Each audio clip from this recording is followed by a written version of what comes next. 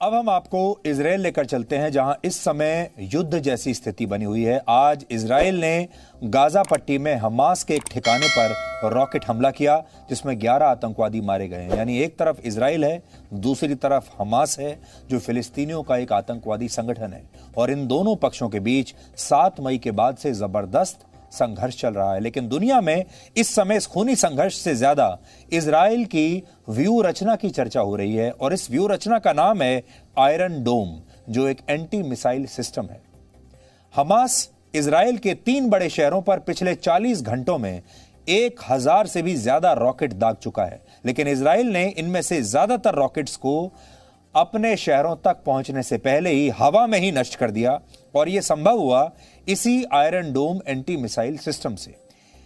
आप कह सकते हैं कि एंटी मिसाइल सिस्टम इजराइल की एक ऐसी व्यू रचना है जिसने दुश्मन के खतरनाक से खतरनाक प्रहार को भी नाकाम कर दिया है।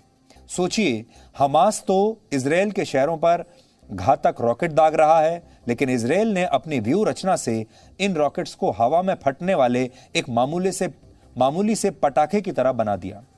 प्राचीन काल में अगर आप याद करें, जब युद्ध लड़े जाते थे, तब उस समय के जो राजा या सम्राट हुआ करते थे, वो अपने राज्य को दुश्मन के प्रहार से बचाने के लिए इसी तरह की व्यू रचना किया करते थे। अंतर सिर्फ इतना है कि पहले व्यू रचना सैनिकों के आकार और उनकी क्षमता पर बनाई जाती थी, और अब यह सब कुछ टेक्नोलॉजी के बल पर होता है। इजराइल भी हमास के रॉकेट हमलों से खुद को ऐसी ही व्यू रचना से बचा रहा है। खास बात यह है कि इस एंटी मिसाइल सिस्टम का सक्सेस रेट 90% तक है। यानी ये 90% रॉकेट्स को बीच में ही नाकाम कर देता है, नष्ट कर देता है, और इसी की वजह से इजराइल अपने लोगों की जान की रक्षा कर पा रहा है। इजराइल ने इस समय 13 जगहों पर ये आयरन डोम लगाए हैं, और इनमें से ज्यादातर उन शहरों में हैं जो गाजा पट्टी की सीमा से लगे हैं। गाजा पट्टी के ही कुछ इलाकों में हमास के जो फाइटर्स हैं, उनका नियंत्रण है। आज इस रक्षा कवच की बारीकियों को समझाने के लिए हमने आपके लिए एक वीडियो विश्लेषण तैयार किया है, जिसे देखकर आप ये समझ पाएंगे कि आखिर इजराइल ने कैसे 1000 रॉकेट से होने वाली इस तबाही को अपने देश में होने से रोक दिया। इजराइल का आयरन डोम एक एंटी मिसाइल डिफेंस सिस्टम है, जिसे खास तौर पर कम दूरी वाले रॉकेट हमलों से बचाने के लिए बनाया गया है। 70 किलोमीटर तक दूर मार करने वाला ये मिसाइल सिस्टम किसी भी तरह के मौसम में हमला करने में सक्षम है। सबसे पहले इस डिफेंस सिस्टम को मार्च 2011 में इजराइल के बेरशेवा शहर में लगाया गया था। ये शहर गाजा पट्टी से 40 किलोमीटर दूर है। इसके बाद फिलिस्तीन से लगी सीमाओं पर इस डिफेंस सिस्टम को लगाया गया।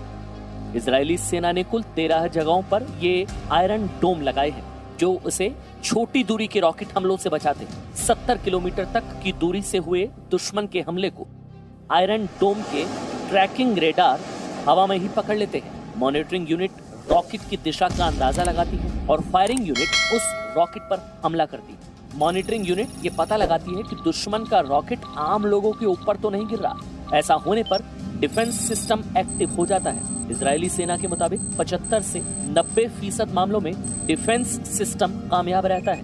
एक बार के हमले में इसका खर्च करीब $50,000 के करीब रहता है।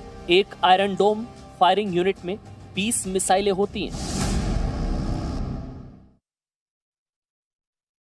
और अब हम आपको वो रिपोर्ट दिखाएंगे जिसका आपको इंतजार है, इजराइल से पहली ग्राउंड रिपोर्ट। और ये भारत के किसी भी न्यूज चैनल पर ग्राउंड जीरो से पहली रिपोर्ट होगी। ये ग्राउंड रिपोर्ट हमारे देश के पहले और इकलौते अंतर्राष्ट्रीय न्यूज चैनल वियोन की टीम ने तैयार की है। और इस ग्राउंड रिपोर्ट को देखकर आपको पता चलेगा कि इजराइल ने अपने 60% लोगों को वैक्सीन लगाकर उन्हें मास्क से भले ही मुक्ति दिला दी, लेकिन वहां मौत के डर से लोगों को अब तक मुक्ति नहीं मिली है। इजराइल के लोग कैसे अपने आप को बचाते हैं और इस वक्त की जो स्थिति है वो क्या है, आपको इस रिपोर्ट से पता चलेगा।